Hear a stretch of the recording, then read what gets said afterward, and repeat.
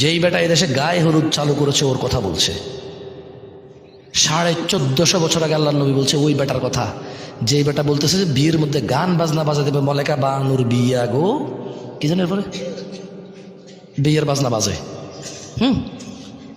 যেই বেটা বিয়ের মধ্যে চিন্তা করছে যে এরকম একটা জিনিস বাজানো দরকার, ওই বেটার কথা বলছে।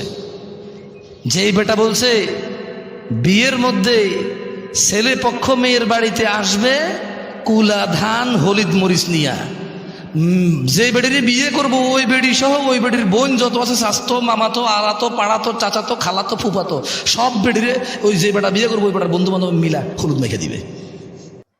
قال رسول الله صلى الله عليه وسلم من سن في الإسلام سنة حسنة, যে ব্যক্তি ইসলামে কোন নেক কাজ চালু করবে, এ আবার ভুল বুঝেন না, মন গড়া কোনো একটা চালু করে দেওয়ার কথা বলতেছে না। মানে ইসলামে একটা আমল আছে, একটা সুন্নত আছে, একটা কাজ আছে যেটা আল্লাহ নবী সাল্লাল্লাহু আলাইহি ওয়াসাল্লাম দিয়ে গেছে, কিন্তু এই সমাজে ওই সুন্নতের প্রচলন নাই।